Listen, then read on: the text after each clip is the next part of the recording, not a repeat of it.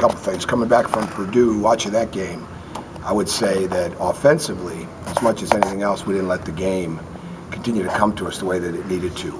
And a couple times, when you got a good help defensive team like that also puts good ball pressure on, you got to keep them moving.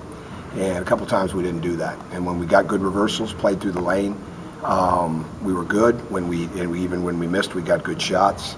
But bottom line is you've got to keep the ball moving, and especially with the way we play offense, and that creates more offensive rebound opportunities for us. Defensively, we defended well enough to win. We didn't rebound well enough to win. And a couple of times the pressure on the ball wasn't what it needed to be, and where it got inside. And a couple of times when we're trying to circle up our coverages inside, because you can't, with our size, you can't just guard those guys one way. You can't just guard them three-quarter or with a front or play behind.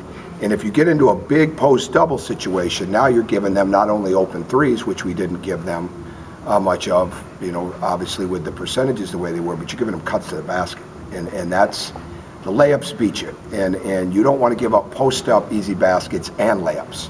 And a couple of times we gave up a couple of those. Good looking back at the film, the play where John Octius got the dunk, I mean, it's either got to be a block or a charge. And I didn't have as good a view of that during the game, but Colin was in position. So it's either got to be a three-point play or you got to wave the basket off. And I wish that one would have been different. But bottom line is we just didn't do as many things as we needed to do. Our screening wasn't as good outside of Troy. Troy did a very good job screening, and hence he was open a lot more. We need to get better at that. That's something Hunter needs to improve upon quickly. Again, and that's the game rhythm. I think you asked the question about what it's going to take for him to get back into it. Simple things like that are a huge part of that. And as far as Rutgers, dangerous team. I've coached in that building, and when they've got it going in there, it is very, very hard to play. It's an excellent home court for them. They're a very good team. They're the same team that was in here a couple weeks ago. You don't play their record, you don't play their percentages, you play the players. And we had a very tight game with them a couple weeks back. They've been in some very close games. They've also had some tough losses. But they can score. They're more at full strength than they were when we played them the first time, with more depth, more bodies, more people that are contributing for them. And we're going to have to play extremely well. Yesterday was spent making sure that we reviewed the film and getting into Rutgers later on, but really getting back to making sure our speed game is where it needs to be, in the half court and in the full court, and which increases our defensive pressure. Because again, it wasn't as much, the post-ups are a part of it. The ball pressure we needed to have on the ball to make it harder to get in so we could circle up the post were a little more crucial. That's what hurt us a little bit defensively. But love their attitude. They're lifting right now. We'll practice and we'll keep our fingers crossed to get out of here with an on-time departure and a smooth landing. Go ahead. It seems like, the trip to Maryland, all things considered, the loss aside, it was a pretty encouraging game. Do you feel like with this road swing coming up, this team's ready to kind of do some things? I don't think like that, Mike. I mean, I think you just can't. You got to stay in the day. I mean, we're not getting into Northwest. I watched Northwestern, but we're not doing anything with Northwestern until we get back. And you can't help but see those teams when you're watching other teams. And the same thing with our players. They see them, but it's all about making sure. We got to make sure our execution is right now. We got to make sure our transition defense is right. We got to make sure we really understand Rutgers personnel. So it's not about getting ahead of yourself. And I hope I never get distracted enough as a coach or a coaching staff, or allow a team to get distracted enough to think ahead. It's got to be where you're at that point. And certainly the schedule, who you play, but you got to stay right where you need to be. And that right now is to make sure that we're ready to play tomorrow in the best possible way. Hunter said, I guess, that the injury is really not a concern for him now. It's just conditioning, getting back to that game speed and that game comfort. Do you feel as a coach that he is, I guess, at a point where you can start to push him more physically, mentally? You're not worried, I guess, about keeping the knee coming along? Oh, absolutely. Yeah, he has to. Yeah, we have to. He has to push himself even harder and sustain it. That's the big thing. It's got to be sustainability right now, and really handle the simple things. They're not simple. They're hard to do because there's physical contact, but the things that you do a lot, the screening, the moving, the being in position defensively.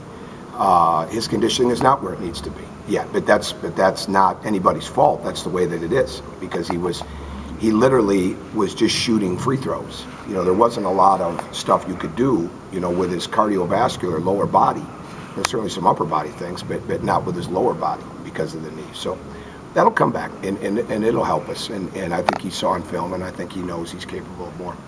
What, I guess just to follow up on that, he's had both pre and post injury kind of these stretches where he'll rebound the ball really well or score, 6, 8, 10 quick points.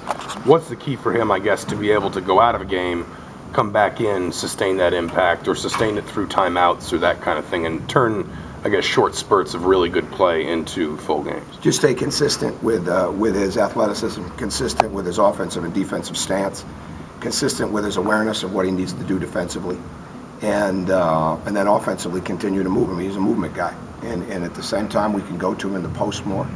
But it really, for the most part, it's staying out of foul trouble and continuing to be able to play those kind of stretches. And maybe it's got to go back a little bit to the way it was at the beginning, where it's a little bit more that hockey style, where the spurts that they're in are shorter, and you get that bigger burst. But you've also got to have good cardiovascular condition to do that. So it's just remains to be seen.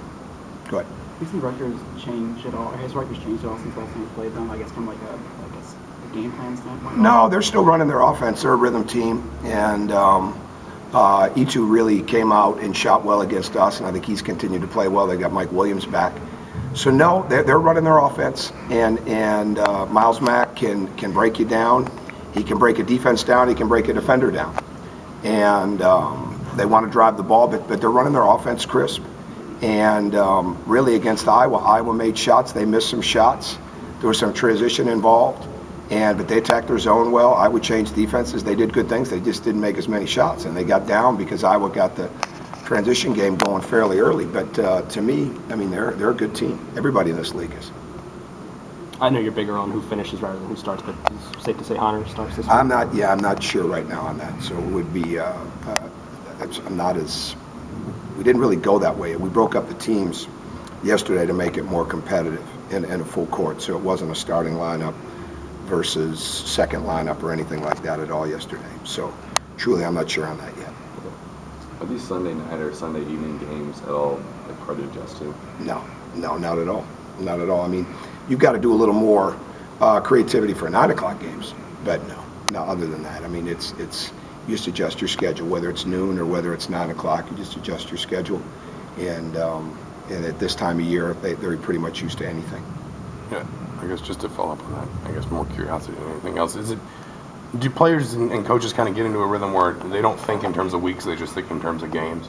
I think early on I get in terms of more segments, but not now. Not now. It's really more. There's got to be a great balance for us of skill development, all right, and making sure that we're not getting away from any of that, and making sure that the system is right with our execution and what we've got to get done there. And at the same time, there's always specifics to the game. And because we're such a game plan defensive team and game plan offensive team to a degree, but not nearly as much as defense. So there's really not a lot of time to think about other things than that. Earlier in the season, when you're really trying to get good at different things, it's a little bit different.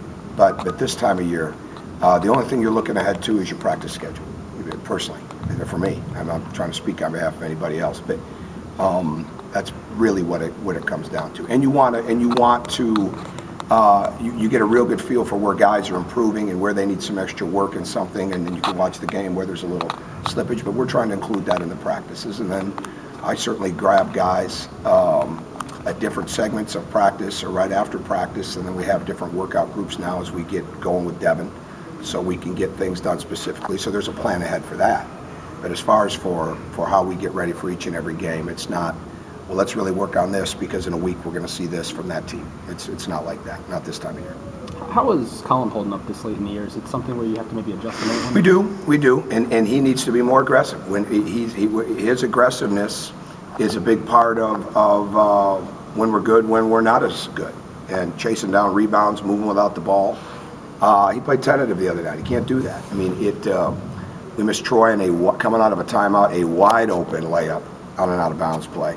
That was the second option. He's got to have great awareness, and we expect a lot out of him because he's capable of a lot. So we haven't changed as far as what we do, with his practice times, and I continue to follow Tim Garl on that, so I guess that would be an answer to Zach's question. With injuries, there's a look ahead.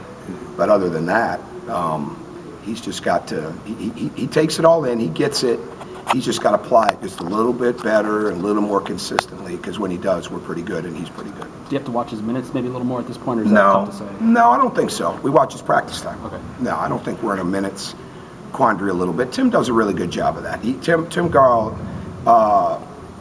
you've got to have people that are watching specific things in the game. So he's always watching those type of things. I'm watching fatigue level, but I'm not necessarily fixated on, okay, what's the injury should it look like right now, or how should he be recovering from that? That's what Tim does, or Dr. Rink, or Dr. Alfeld. So I listen to those guys. Okay. And it's like the other night, Troy got hurt, came back, he's going to be okay. We're going to wait till the end of the half. Okay, wait till the second half. Okay, we wait till the second half. I don't question those things. You know, I wish they'd say he's ready to go in right now, but you don't question him. You just you've got to have everybody tuned in to what their specific role and job is during the game. Anything else? All right, see you later.